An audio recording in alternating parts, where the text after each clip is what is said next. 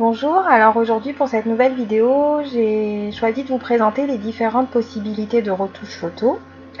Donc pour ça, j'ai choisi un portrait assez simple de mon fils que je vais retoucher avec l'Asus Zenfone Selfie. Donc on va commencer avec ce qui s'appelle, je crois, les retouches beauté. Donc voilà. Alors, premier effet, peau douce. Donc on revient à 0. Ça, c'est un effet qui est vraiment assez intéressant, qui unifie le teint et qui donne vraiment un effet un peu maquillé, qui n'est pas choquant d'ailleurs sur un enfant, mais c'est vraiment une retouche que j'aime bien, que j'aime beaucoup. Voilà. Ensuite, ça j'aime moins. Ça permet de blanchir, mais je trouve que là, sur cette photo en particulier, ça donne un effet de surexposition qui n'est pas top.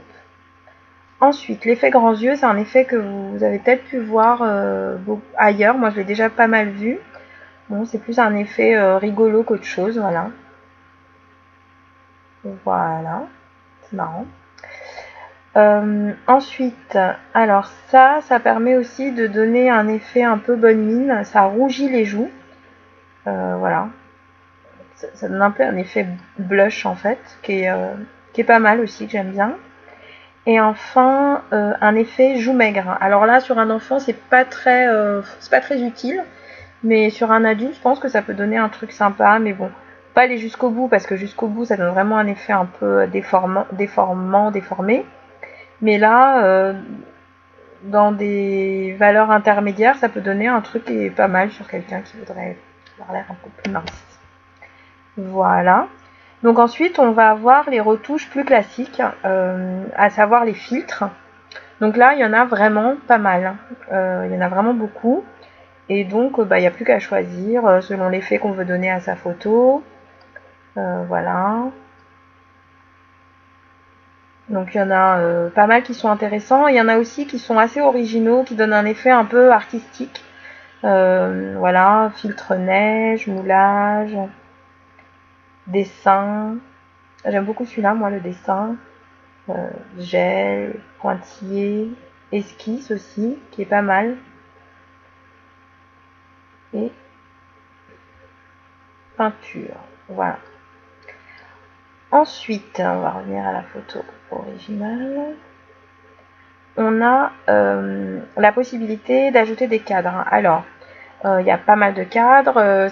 Moi, c'est les cadres, c'est pas un truc que j'utilise et qui me plaît particulièrement, mais je sais que c'est beaucoup utilisé, que c'est quelque chose que je vois beaucoup sur les réseaux sociaux, etc. Donc là, c'est pareil, il y a le choix. Beaucoup de possibilités, des choses qui font plus ou moins enfant, d'ailleurs. Mais il y en a quand même quelques-uns qui sont assez sobres. Celui-ci. Voilà, des choses assez plus classiques, on va dire. Et ce dernier sur lequel on peut modifier la largeur du cadre. Voilà. On a aussi là différentes fonctions classiques, rogner, redresser, la rotation. Il y a un effet miroir que je n'avais pas moi sur mon précédent téléphone. Peut être sympa peut-être sur des paysages ou sur d'autres types de photos.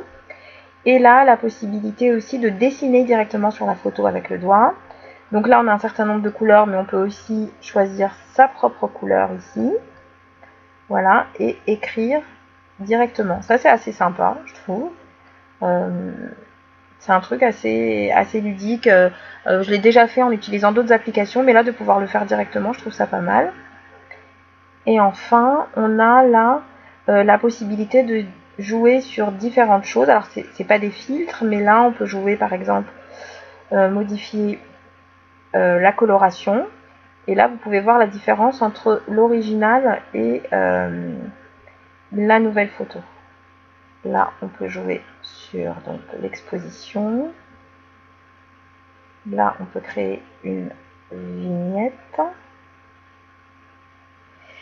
Là, si j'ai bien compris, ça joue sur la luminosité de la photo, mais un endroit précis de la photo qu'on détermine soi. Donc ça, c'est pas mal aussi. Là, on joue sur le contraste. les ombres, les reflets, la couleur, la netteté.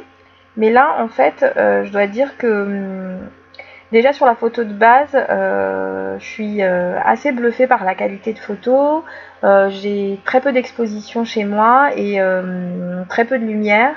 Et la photo est déjà très nette et suffisamment lumineuse pour être utilisée. Donc c'est vraiment un très bon point pour ce téléphone. Donc ensuite, on a alors ça. Voilà. J'avoue que j'ai pas très bien compris de quoi il s'agissait. Là, la teinte, la saturation,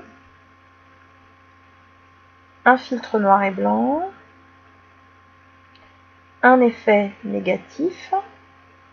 Et là, en bougeant le doigt, vous pouvez vraiment voir la différence entre votre photo originale et l'effet que vous êtes en train d'appliquer. Un effet de bord, postérisé,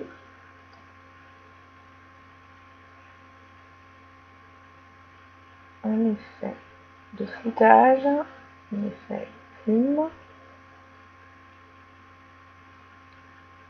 et de relief. C'est pas mal, ça peut donner... Vraiment, il y a plusieurs outils qui permettent de donner un effet artistique à la vidéo et c'est assez intéressant.